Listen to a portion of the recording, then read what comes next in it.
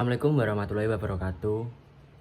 Saya atas nama Bangkit Guntoro dengan NIM 22302071 HSA dari kelompok 9. Saya di sini akan mereview makalah dari kelompok pertama yang berjudul Pengertian dan Arti Penting Legal Audit Syariah. Yang pertama, saya akan menjelaskan tentang pengertian audit syariah. Peran utama auditor adalah menyediakan informasi untuk keperluan penyusunan kontrak yang dilakukan oleh pemilik atau manajer perusahaan. Kompetensi auditor menyangkut pengetahuan, pengalaman, pendidikan berkelanjutan, independensi, sikap, mental, kehati-hatian, profesional, dan perencanaan berkelanjutan. Independensi sikap, mental, kehati-hatian, profesional, perencanaan, dan supresi audit, mengenal internal kontrol klien, bukti audit yang cukup dan kompeten. Dari segi etimologis, audit diartikan pemeriksaan pembukuan keuangan. Menurut Arena dan Leobrecht, auditing adalah proses pengumpulan dan pengevaluasian bahan bukti tentang informasi yang dapat diukur mengenai entitas ekonomi yang dilakukan oleh orang yang kompeten dan independen dalam menentukan dan melaporkan kesesuaian informasi dengan kriteria yang telah ditetapkan. Dalam pelaksanaan audit ada beberapa hal yang harus diperhatikan, yaitu sebagai berikut. Yang pertama, proses yang sistematis. Auditing merupakan rangkaian proses dan prosedur yang bersifat logis dan terstruktur. Jadi auditing memerlukan proses yang sistematis. Terus yang kedua, menghimpun dan mengevaluasi bukti secara objektif. 3, asersi tentang berbagai tindakan dan kejadian ekonomi. Dan 4, menentukan tingkat kesesuaian. 5, kriteria yang ditentukan. Misal kriteria yang ditentukan itu kriteria yang merupakan standar-standar pengukur untuk mempertimbangkan judgement, asersi atau reserprestasi. Selanjutnya saya akan menjelaskan teori, konsep dasar auditing dan standar auditing. Teori dapat diklasifikasikan berdasarkan sifatnya menjadi 2, yaitu teori normatif dan teori deskriptif. Teori normatif merupakan teori yang seharusnya dilaksanakan, sedangkan teori deskriptif merupakan teori yang sesungguhnya dilaksanakan. Tidak seperti akuntansi, pada auditing tidak banyak orang yang berbicara tentang teori auditing sebagai lawan kata praktik auditing. Yaitu auditing tidak lebih dari sekedar cara untuk melakukan sesuatu dengan sedikit penjelasan, uraian, rekonsiliasi, dan argumentasi. Substansi kelima elemen tersebut adalah sebagai berikut.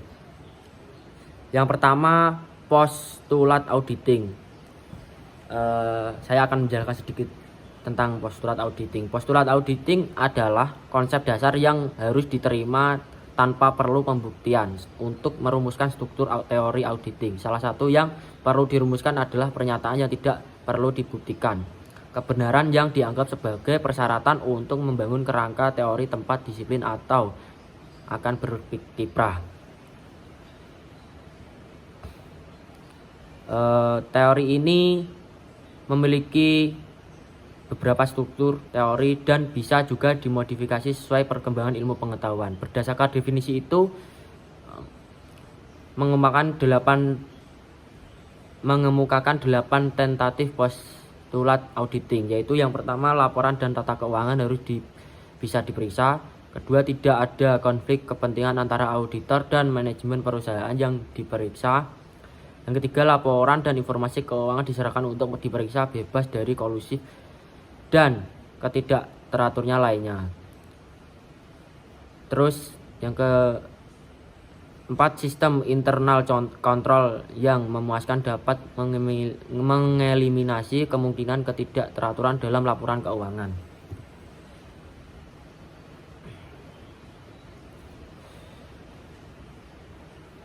Yang kedua yaitu teori auditing.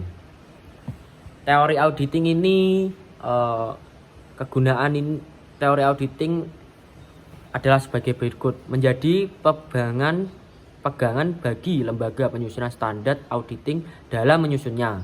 Terus memberikan kerangka rujukan untuk menyelesaikan masalah auditing dalam hal tidak adanya standar resmi.